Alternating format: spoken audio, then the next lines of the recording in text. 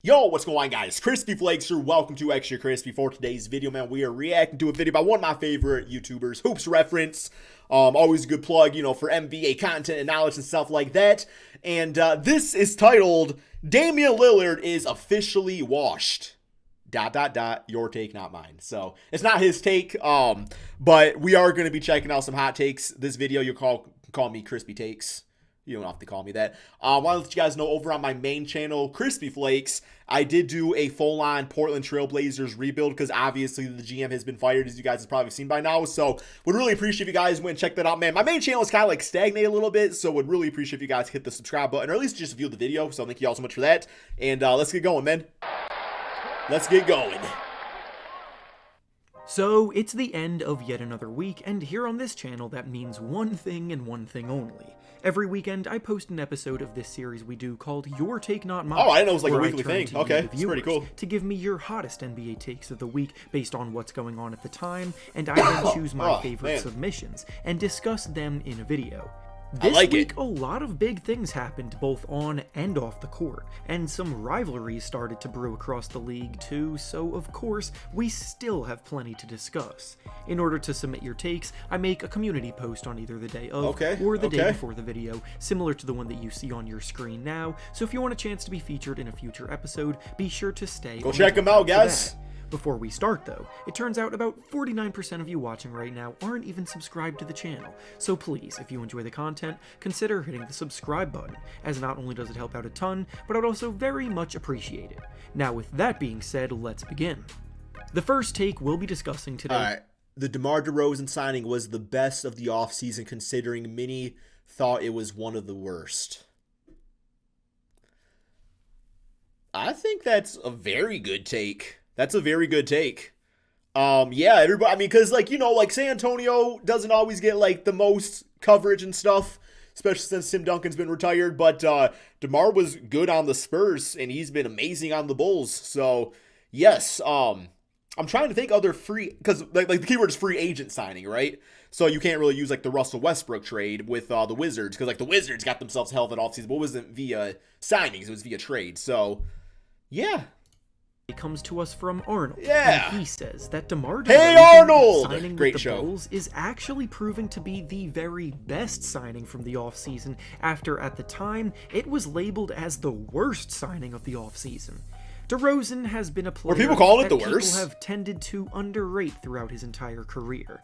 Aesthetically, when you watch him play, you can see clear as day that he is a bucket getter and makes tough shots. He was a top 3 shooting guard but on the Raptors. Advanced metrics and overall impact numbers have never really backed that up much.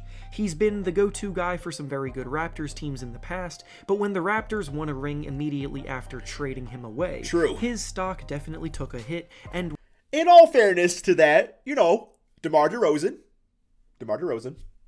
Kawhi Leonard, right? It's all right. While playing in San Antonio, he flew way under the radar. The fact of the matter is that his skill set is absolutely valuable to have in the right circumstance, and for a Bulls team with an established group of playmakers and defenders around him, his shot creation has been absolutely vital. And now, the Bulls are in second place in the East, looking like a legit contender after going 4 years in a row without a playoff berth.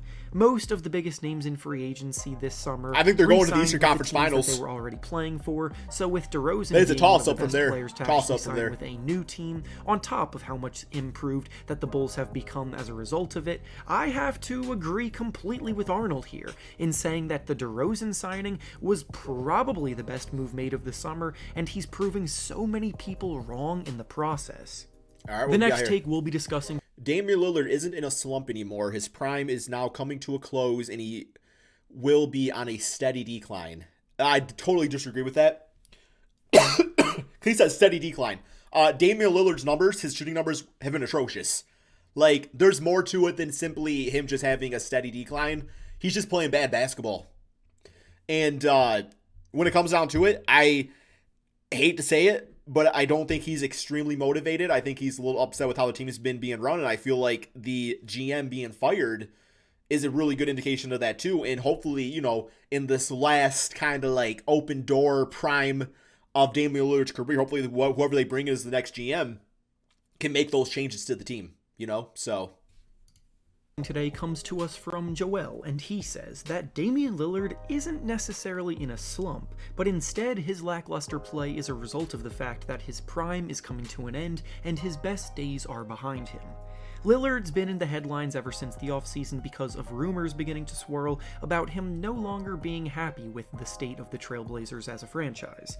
He wants to compete for titles, but the team didn't really do anything significant this summer to try to take that leap. So once again, they look like a decent team in the West that will probably make the playoffs, but not necessarily make much noise after that. The difference between this year and years prior, though, is that Lillard really hasn't had a very good start to the season at all, and his elite shot making just hasn't been there. I hate how the team's built around him. He scored I think they're built terribly. Per game this year than he has in Which is why you guys got to check out my main channel, Crispy Flakes, to see a proper rebuild for the Portland Trailblazers. The last 7 years, he's shooting below 40% from the field, and he's only making 30% of his threes, both of which are well below league average Damn, Tom. And even further away from the standard that we've grown accustomed to seeing from Lillard himself. Lillard's game doesn't necessarily rely on athleticism to dominate, but that doesn't mean you can't lose a step over time. However, he's only 31 years old, which really isn't that old, and I'm definitely not ready to say he's only 30? The hill as a player. I thought he was like 32. We need to see how the rest of the season plays out before making bold claims like this, and his disappointment with the state of the Blazers could also very well be playing into how he's performing on the court, at least from a mental standpoint. With about 60 games left in the season, there's still plenty of time for him to bounce back, so no, I don't think Lillard is washed yet. The next take we'll be discussing comes to... The Knicks are stuck in mediocrity, and Julius Randle as a first option is a second-round exit at best. I don't think it's completely wrong.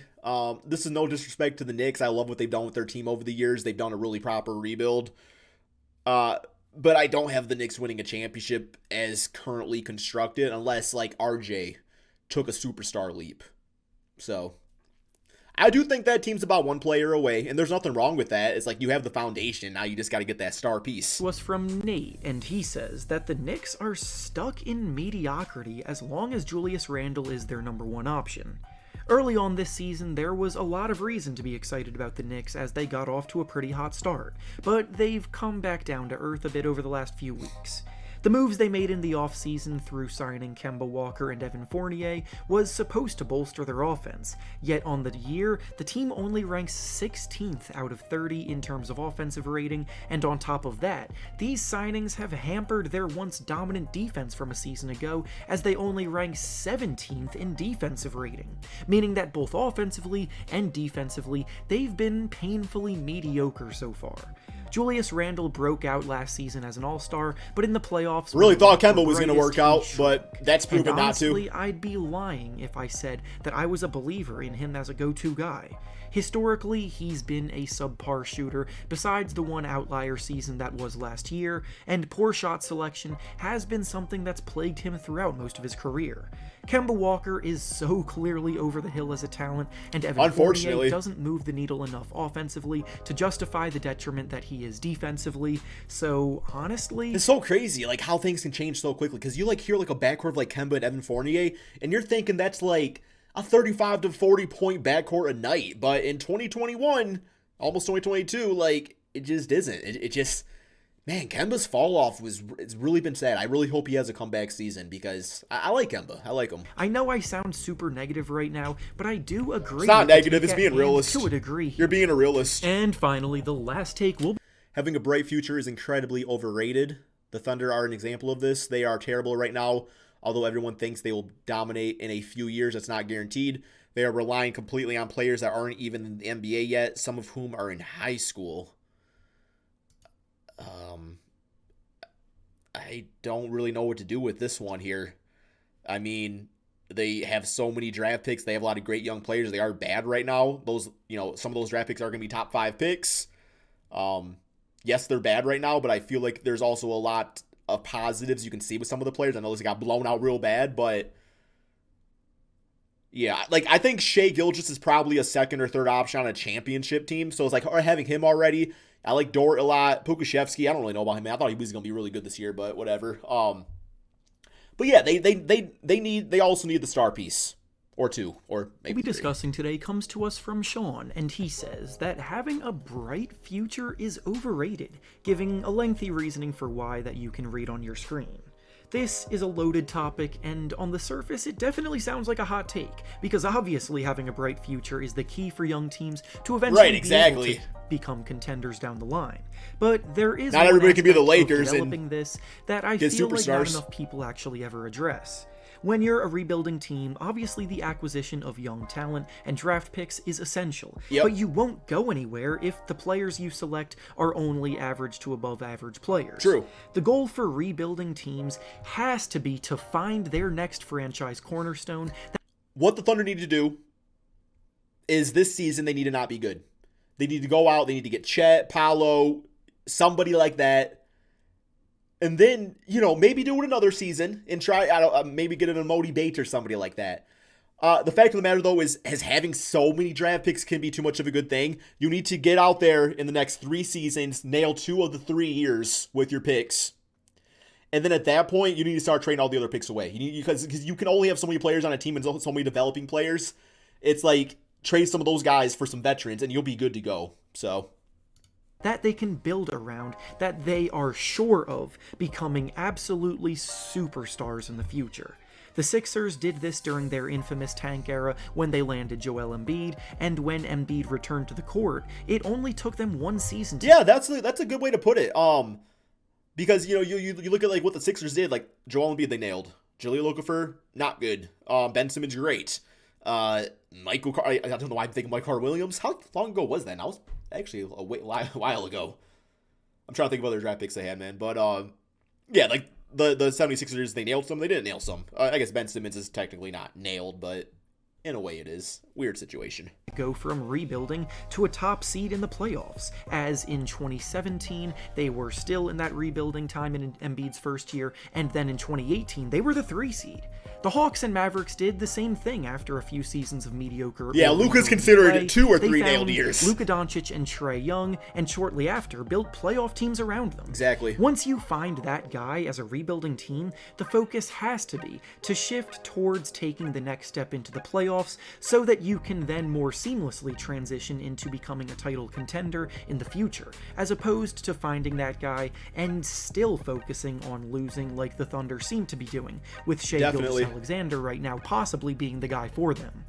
Now, alright guys, that is the end of the video. It looks like you got a promotion here at the end here, but that is the end of the actual video right there. So yeah, when it comes down to it, I think he nailed it with all these takes and everything, his opinions on it and everything. So yeah, that's all we got. Thank you all so much for watching. What y'all think? Peace out, my friends.